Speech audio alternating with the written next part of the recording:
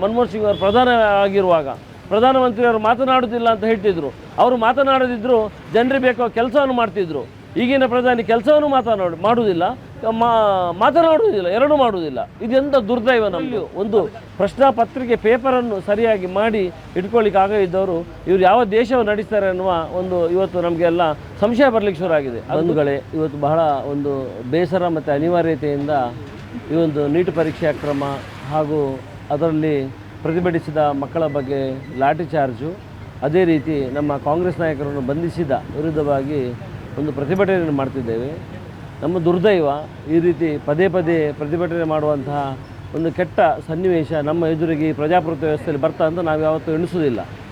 ಯಾಕಂದರೆ ಇವತ್ತು ಈ ಒಂದು ಘಟನೆಯಲ್ಲಿ ಮಡಿದಂಥ 21 ಮಕ್ಕಳಿಗೆ ಇವರ ತಂದೆ ತಾಯಿಗೆ ನ್ಯಾಯ ಕೊಡುವವರು ಯಾರು?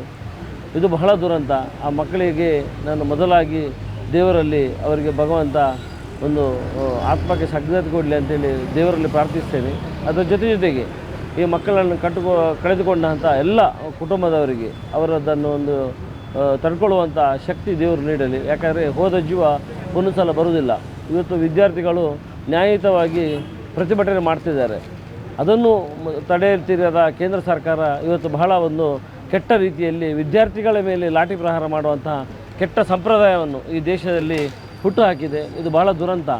ವಿದ್ಯಾರ್ಥಿಗಳು ಕೇವಲ 3 ಬೇಡಿಕೆಯನ್ನು ಇಟ್ಟಿದ್ದಾರೆ ಬಹಳ ಸ್ಪಷ್ಟವಾಗಿ. ಒಂದು, ಧರ್ಮೇಂದ್ರ ಪ್ರಧಾನ್ ಅವರು ರಾಜೀನಾಮೆ ಕೊಡಬೇಕು.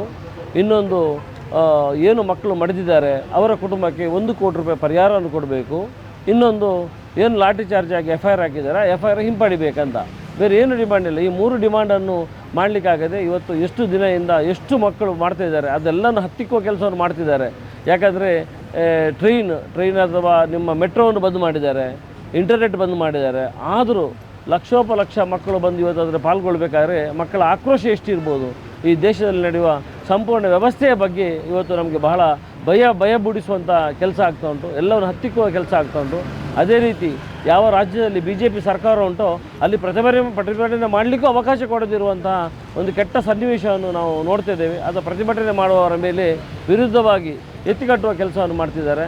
ಇದು ಪ್ರಜಾಪ್ರಭುತ್ವ ವ್ಯವಸ್ಥೆ ಅಲ್ಲ. ಖಂಡಿತ ಈ ಬಗ್ಗೆ ನಮ್ಮ ಉಗ್ರವಾದ ಹೋರಾಟ ಇದೆ. ಮುಂದೆ ಆದರೂ ಈ ನೀಟ್ ಪರೀಕ್ಷೆ ಎಂಬುದು ನಮ್ಮ ವೀರಪ್ಪ ಮೊಯ್ಲಿಯರ ಕಾಲದಲ್ಲಿ ಶುರುವಾದ CET ಪರೀಕ್ಷೆ.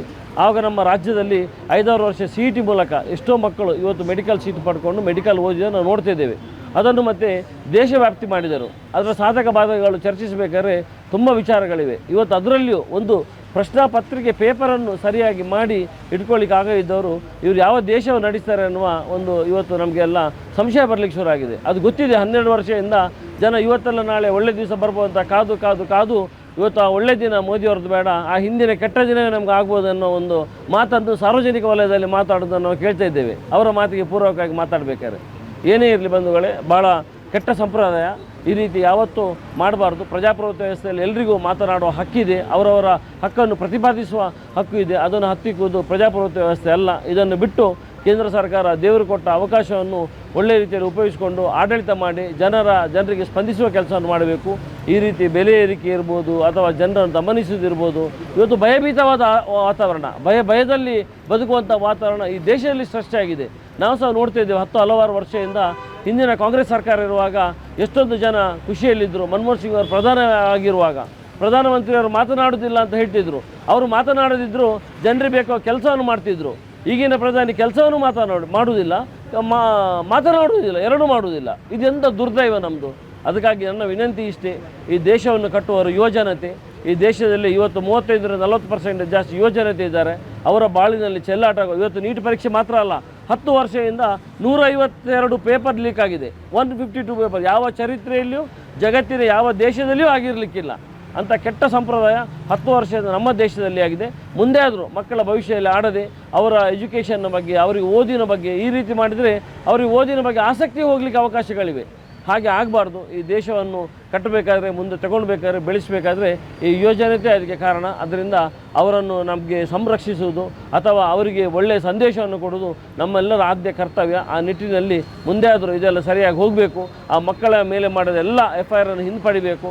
ಅದೇ ರೀತಿ ಅಕ್ರಮವಾಗಿ ನಮ್ಮ ನಾಯಕರಾದ ರಾಹುಲ್ ಗಾಂಧಿಯವರನ್ನು ಬಂಧಿಸಿ ಸಹ ಅದು ಅಕ್ರಮ. ಹಾಗಾದರೆ ಇಲ್ಲಿ ಪ್ರತಿಭಟಿಸುವ ಹಕ್ಕೇ ಇಲ್ಲ ಎನ್ನುವುದನ್ನು ನಾವು ಪ್ರಶ್ನಿಸುವ ದಿನ ಬಂದಿದೆ. ಅದಕ್ಕಾಗಿ ಇವತ್ತು ನಾವು ಒಂದು ದಿನದ ಸತ್ಯಾಗ್ರಹವನ್ನು ಸಾಂಕೇತಿಕವಾಗಿ ಇವತ್ತು ಹಮ್ಮಿಕೊಂಡಿದ್ದೇವೆ. ಮುಂದಿನ ದಿನದಲ್ಲಿ ಇದು ಯಾವುದೇ ರಾಜೀನಾಮೆ ಕೊಡದಿದ್ದರೆ ಅಥವಾ FIR ವಾಪಸ್ ಪಡೆಯದಿದ್ದರೆ ಉಗ್ರವಾಗಿ ಇದನ್ನು ಮುಂದಿನ ದಿನದಲ್ಲಿ ಕಾರ್ಕಳ ಬ್ಲಾಕ್ ಕಾಂಗ್ರೆಸ್ಸಿಂದ ನಾವು ಈ ಒಂದು ಪ್ರತಿಭಟನೆಯನ್ನು ಮಾಡ್ತೇವೆ ಅಂತ ನಾನು ಹೇಳ ಬಯಸ್ತೇನೆ.